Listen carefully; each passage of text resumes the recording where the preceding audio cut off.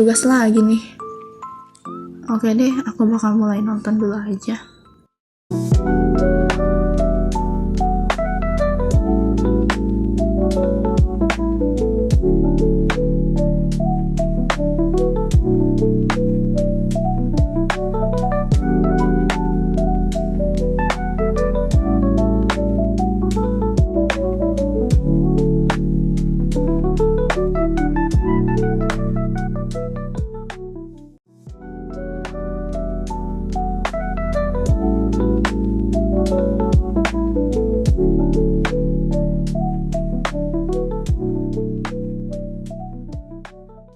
Oke teman-teman, di sini saya akan menyimpulkan video yang udah tadi saya tonton. Nah, poin pertamanya itu tadi ada cara membuat menu dropdown atau data validasi. Nah, untuk membuat menu dropdown itu atau data validasi di Google Sheet itu ada langkah-langkahnya. Nah, salah satunya itu kayak langkah pertama ada teman-teman bisa pilih cell atau range cell tempat teman-teman ingin menambahkan dropdown. Nah, yang kedua itu teman-teman bisa klik menu data di bagian atas. Lalu langkah ketiga ada pilih data validation atau validasi data.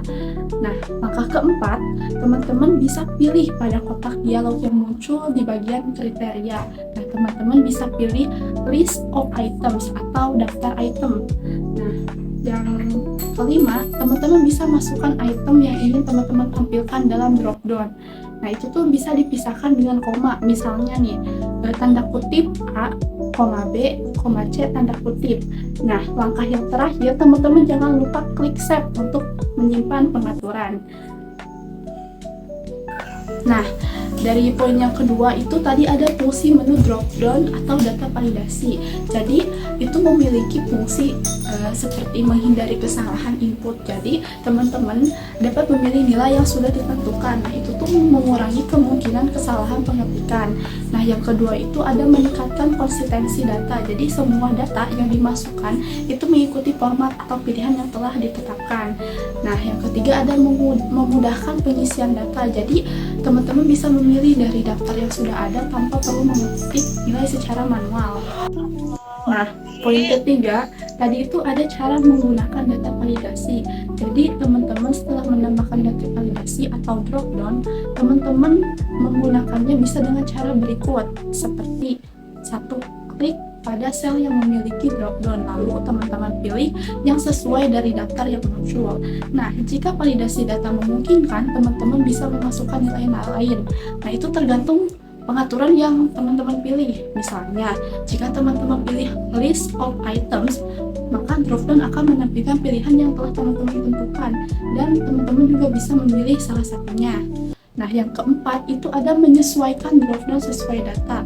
Jika data sudah divalidasi, teman-teman jika ingin menyesuaikan dropdown berdasarkan data yang sudah divalidasi, teman-teman bisa menyesuaikan itu. Nah, yang kelima ada mengaplikasikan fitur-fitur untuk membuat dropdown atau data validasi. Jadi, dengan menerapkan berbagai fitur ini, teman-teman bisa membuat dropdown atau data validasi yang lebih fleksibel dan efisien sesuai kebutuhan yang teman-teman mau.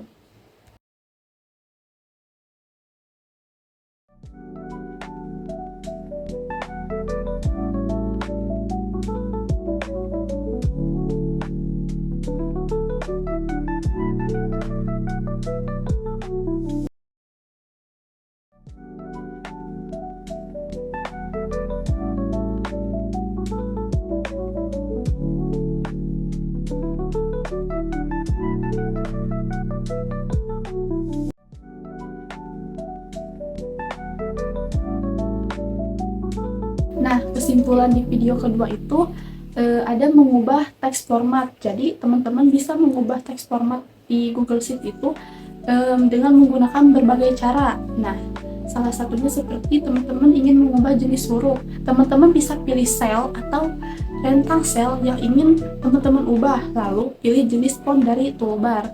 Nah, yang kedua, teman-teman jika ingin membuat teks tebal, miring, atau garis bawah, teman-teman bisa pilih teks yang ingin diubah, lalu gunakan icon bold atau huruf B, lalu ada italic atau icon huruf I, lalu yang terakhir ada underline atau huruf U.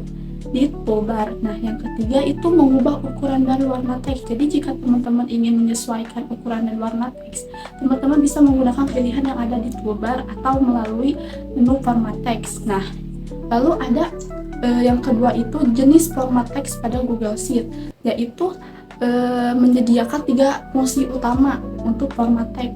Salah satunya ada proper, yaitu proper itu untuk mengubah teks sehingga huruf pertama dari setiap kata menjadi huruf kapital dan sisanya menjadi huruf kecil. Lalu yang kedua ada upper. Upper itu untuk mengubah semua huruf dalam teks menjadi huruf kapital. Lalu yang terakhir ada lower. Nah, lower itu untuk mengubah semua huruf dalam teks menjadi huruf kecil. Nah, gimana sih cara menggunakan rumus proper, upper, dan lower? Nah, teman-teman bisa menggunakan cara rumus ini. Nah, yang pertama ada proper. Rumus proper itu teman-teman bisa klik sama dengan proper dalam kurung teks. Contohnya, dalam kurung teks tersebut kita isi dengan misalkan tanda kutip hello world. Nah, itu akan menghasilkan hello world, tetapi di huruf awal itu akan berupa kapital.